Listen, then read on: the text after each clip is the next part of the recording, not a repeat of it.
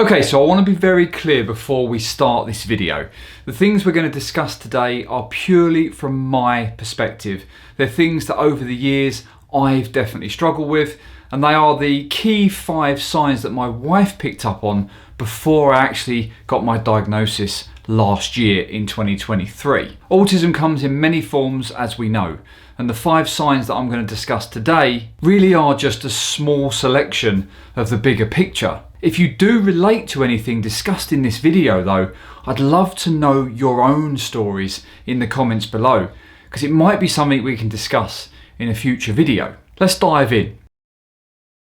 Autistic people can often struggle in social situations, especially if they're overly busy. But in my teens and early 20s, I didn't pick up on this at all. I did all the things that my mates wanted me to do and threw myself into bars, clubs, parties, and anything else you can think of that was busy and made noise. Looking back though, I regularly found myself taking time out from the different chaotic situations that we found ourselves in. I definitely prefer being outside rather than in, and I would regularly go and take 5 minutes out with my mates while I had a cheeky fag, even though I hated smoking. As I got older, my tolerance for such situations withered and died. I found myself avoiding group gatherings because of the energy that it sapped from my existence. Being hyper aware of everything going on and the conversations happening around me, coupled with the regular loud music and the obligatory small talk, all became a bit too much. At 43, I'm very aware of my limitations in these situations, but if my presence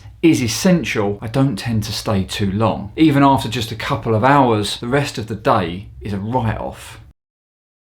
Being overly sensitive to noise can be hugely frustrating, but it is a trait normally associated with autistic people. For me, it's a mixture of exceptional hearing coupled with the lack of ability to filter out ambient noises and focus on exactly what's in front of me at the time. This is no more apparent than when I'm trying to have a conversation with my wife at home and my kids are both talking and the volume on Alvin and the Chipmunks is at 85. My wife is amazing at tuning out all of the sounds around her and focusing on just my voice. For me, I need complete silence. That hypersensitivity is also an issue in the car, where I'm super tuned in to creaks, squeaks, rattles, and anything else that other people can't seem to hear. This is not just annoying, but it causes me increased stress because once I've heard it, I have to find it. To combat this, I use loops, and I've put a link in the description to where you can buy those. These dull down the ambient sounds in busy environments and allow me to focus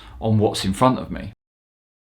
A lack of empathy and a tendency to be overly direct is something usually associated with autism. My earliest memory of this is as a young adult working as a manager in electrical retail giant Comet before they went bust. Absence in the early noughties was rife in retail. Most people working in that environment were either teenagers or ex-students who resented the fact that this is what their life had become. As a manager with a very untrusting and cynical mind, I'd challenge anyone calling me at 7 AM to tell me they'd been up all night being sick. My view that was if I could make it in with a bad back and a raging temperature, then anyone could. And inevitably, they almost always turned up by 9 AM. As an autistic adult, I am very direct and honest. People often label that as rude, because they say that I don't read the room or the situation. For me though, it simply comes down to an unwillingness to dress things up. I don't really do fluff.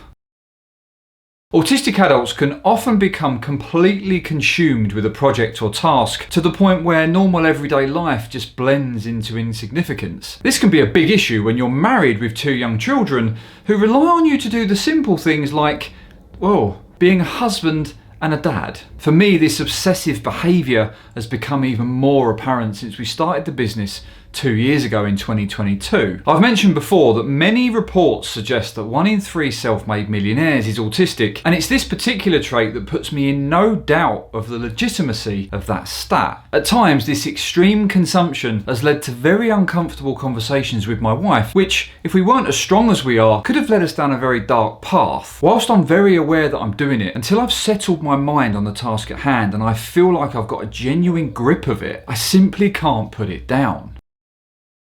Never being able to switch off is hugely exhausting and often a common trait in autistic adults. As a business owner, I often struggle to enjoy life's simple pleasures because my mind is racing at 100 miles an hour with everything that needs to be done and everything that I want to do in the future. Sleep can also be a big issue because of my overactive brain, but it works in extremes. Sometimes I can fall asleep during the day because my brain has reached its maximum capacity and needs to shut down. On other days when things haven't gone quite to plan and my obsessive nature kicks in, I massively struggle to fall asleep when I'm supposed to. Something I've always found difficult is living in the moment and embracing those special times with friends and family. In almost all of these situations, I will regularly be found mentally somewhere else, much to the annoyance of my wife. I want to reiterate what I said at the very start of this video. These are just 5 of an abundance of different signs that someone might be autistic.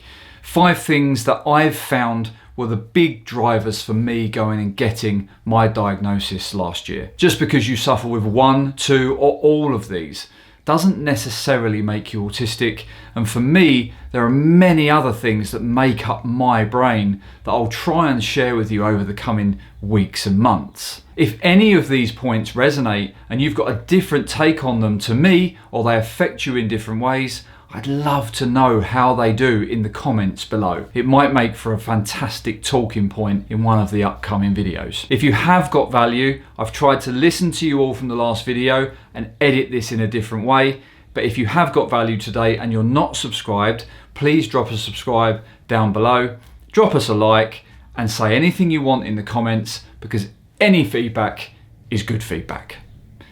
Stay unconventional.